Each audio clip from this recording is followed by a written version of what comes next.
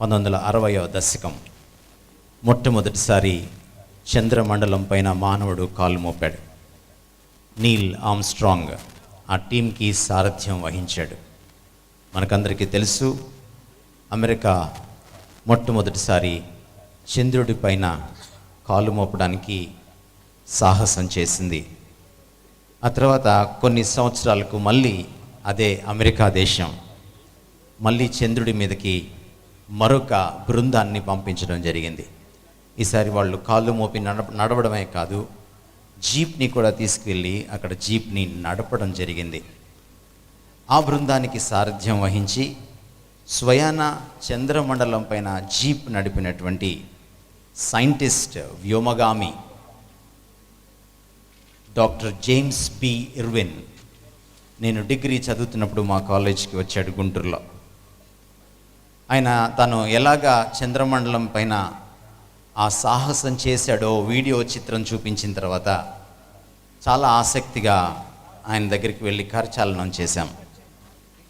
అది ఒక పెద్ద హిస్టరీ మాకు. ఆయన చేయి పట్టుకోవడం, మీరు మహేష్ బాబు చేయి పట్టుకుంటే ఎలా ఫీల్ అవుతారో మేము అలా ఫీల్ అయ్యాం ఆ రోజుల్లో. అలాంటి పరిస్థితుల్లో జేమ్స్ బి ఇర్విన్ గారు ఆ తర్వాత తన ప్రసంగంలో మాట్లాడుతూ ఒక మాట అన్నారు. మానవుడు చంద్రమండలం పైన కాలు పెట్టినప్పుడు ప్రపంచం నివ్వెరపోయింది. ఇంతకంటే గొప్ప సంఘటన మానవ చరిత్రలో లేదనుకుంది. కానీ చంద్రమండలం పైన జీప్ నడిపినటువంటి ఒక శాస్త్రవేత్తగా, వ్యోమగామిగా నేను ఈరోజు మీకు చెప్తున్నది ఏంటంటే, the greatest event of the history of mankind is not man landing on the moon, but God, the creator, landing on the planet earth అని చెప్పడం జరిగింది. ప్రపంచంలో మానవ చరిత్రలో అత్యంత గొప్ప సంఘటన మానవుడు చంద్రమండలం పైన కాలు పెట్టడం కాదు, కానీ భగవంతుడు సృష్టికర్త అయిన వాడు మానవుడిగా అవతరించి భూమండలం పైన కాలు పెట్టడం మానవ చరిత్రలో అత్యంత గొప్ప సంఘటన అని జేమ్స్ బి ఇర్విన్ చెప్పడం జరిగింది. ఎందుకు క్రిస్మస్ అంత గొప్పది అయింది? మానవుడు చంద్రమండలం పైన కాలు పెట్టిన దానికంటే గొప్ప సంఘటన మానవ చరిత్రలో ఎందుకని 2000 సంవత్సరాల క్రితం ఆ మొదటి క్రిస్మస్ అయ్యింది అన్నది ఈరోజు మీకు నేను వివరించడానికి వచ్చాను. మతం గురించి ఇందాక పెద్దలు మాట్లాడారు. మతం గురించి మనకు తెలిసింది చాలా తక్కువ అని నేను అనుకుంటాను. మనం ఏదో ఒక మతానికి సంబంధించిన వాళ్ళమే. అన్ని మతాలు ఒకటే అని కొన్నిసార్లు చెప్తాం, ఎవరి విశ్వాసం వాళ్ళదే అని కొన్నిసార్లు చెప్తాం. కొన్నిసార్లు ప్రైవేట్గా మాట్లాడుకునేటప్పుడు మన మతం చాలా గొప్పదని కూడా చెప్పుకుంటాం. కానీ అసలు ఇన్ని మతాలు ఎందుకు పుట్టాయని ఎప్పుడైనా ఆలోచించారా? నాకు చిన్నప్పటి నుంచి ఒక ప్రశ్న. అన్ని మతాలు ఒకటే అని ఊరికే నా చెవులో చెప్తూ ఉండేవాళ్ళు పెద్దలు. చెప్తూ ఉంటే అన్ని మతాలు ఒకటైతే ఇన్ని మతాలు ఎందుకు వచ్చాయి? చిన్న ప్రశ్న. విఘ్నులైన వాళ్ళు ఆలోచిస్తే అన్ని మతాలు ఒకటి కాదు. బుద్ధుడు ఎందుకని హైందవ మతాన్ని విడిచిపెట్టి వెళ్ళిపోయాడు? ఆయనకి అది నచ్చక. జైనుడు ఎందుకని ఇంకొక మతం పెట్టుకున్నాడు? ఆయనకి మరొకటి నచ్చక. ఎందుకని ఒక మతంలోనే నిలువు నామాలు వాళ్ళు, అడ్డనామాలు వాళ్ళు ఉన్నారు? ఒకరికి భిన్నత్వం. ఏమిటి ఈ మతాలు? గ్రీకు దేశానికి వెళ్తే మతాలు, ఈజిప్టు దేశానికి వెళ్తే మతాలు, పాశ్చాత్య దేశాలకు వెళ్తే మతాలు, భారతదేశంలో ఇంక ఎన్నో మతాలు చెప్పక్కర్లేదు. ఇన్ని మతాలు ఎందుకు పుట్టాయి? ఒక పాజిటివ్ పాయింట్ ఏంటంటే, మనిషి దేవుణ్ణి వెతుకులాడే ప్రయత్నమే మతం. ఒక మతం ఇంకొక మతం ఒకటి ఎప్పుడు ఉండదు. ఎందుకంటే సంస్కృతంలో మతం అంటే అభిప్రాయం. అందుకనే తెలుగులో ఈ మాట మీరు వినుంటారు. ఇది స్కూల్ కాబట్టి తెలుగు పండిట్స్ ఇక్కడ ఉండుంటారు, వాళ్ళు నన్ను గమనిస్తూనే ఉంటారు. అభిమతం అని అంటాం. మతం అంటే ఒక అభిప్రాయం. ఎవరికి వారు అన్వేషణ చేసి దేవుణ్ణి వెతకడానికి ప్రయత్నించి, దేవుణ్ణి తెలుసుకోవడానికి ప్రయత్నించి, విపరీతంగా అన్వేషణ చేసిన తర్వాత వారు వచ్చినటువంటి ఒక కంక్లూజన్, వారు వచ్చినటువంటి ఒక ఒపీనియన్, వారు వచ్చినటువంటి ఒక అభిప్రాయం అభిమతం మతమైంది. అందుకనే ఎవరి అభిప్రాయంతో ఏకీభవించినటువంటి వాడిని మరో మతంలో తోసేస్తాం. ఏమిటో తెలుసా మతం? రెట్ట మతం. మతం అంటే అది.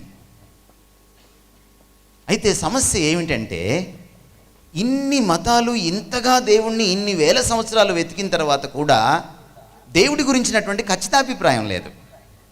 తాజ్మహల్ గురించి అడగండి మీరు, సాంఘిక శాస్త్రంలో ఒకే ఆన్సర్ ఉంటుంది, అన్ని ఆన్సర్లు ఉండవు. మన ప్రధానమంత్రి ఎవరైనా అడగండి మీరు, ఒకే ఆన్సర్ ఉంటుంది. పలు రకాలైన ఆన్సర్లు ఉండవు. అక్కడ భిన్నత్వంలో ఏకత్వం ఇవన్నీ ఉండవు. మీ నాన్నగారు ఎవరైనా అడగండి, ఒకే ఆన్సర్ ఉంటుంది. ఇన్ని ఆన్సర్లు ఉండవు. కానీ మీరు ఒక టీవీ కెమెరా పట్టుకొని, ఇలాంటి మైక్ ఒకటి పట్టుకొని రోడ్డు మీదకి వెళ్ళండి, కాలేజీల్లోకి వెళ్ళండి, బీచ్ల్లోకి వెళ్ళండి, షాప్స్లోకి వెళ్ళండి, ఇళ్ళల్లోకి వెళ్ళండి, దేవుడు ఎవరైనా అడగండి, ఇన్ని ఆన్సర్లో. ఎందుకని ఇన్ని ఆన్సర్లు? అన్నిటి గురించినటువంటి ఖచ్చితాభిప్రాయం ఉందే, దేవుడి గురించిన ఖచ్చితాభిప్రాయం ఎందుకు లేదుట మనకి? ఎందుకంటే తెలియదు కనుక. ఇన్ని మతాలు పుట్టిన తర్వాత కూడా మనకు దేవుడి గురించి తెలిసింది చాలా చాలా తక్కువ. ఏమిటి దీని వెనకున్నటువంటి విషయం? ఎందుకని మానవుడు ఇన్ని సంవత్సరాల తర్వాత కూడా, ఇంత ప్రయత్నం, విశ్వ ప్రయత్నం చేసిన తర్వాత కూడా అది విఫలయత్నం ఎందుకు అయిపోయింది? ప్రభువునందు ప్రియులారా, ఈ సందేశాలు మీకు నచ్చినట్లయితే దయచేసి లైక్ చేయండి, సబ్స్క్రైబ్ చేయండి, పక్కనే ఉన్న బెల్ బటన్ నొక్కండి. ఈ సందేశాలను దయచేసి 10 మందికి షేర్ చేయమని ప్రభువు నామమున ప్రేమతో మీకు మనవి చేస్తున్నాం. Thank you. Praise the lord.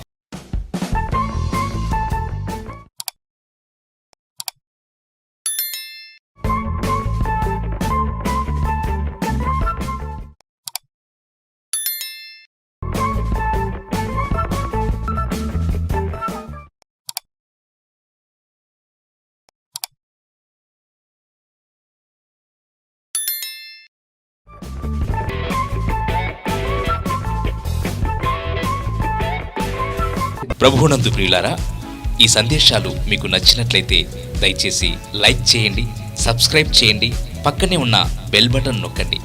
ఈ సందేశాలను దయచేసి 10 మందికి షేర్ చేయమని ప్రభువు నామమున ప్రేమతో మీకు మనవి చేస్తున్నాం.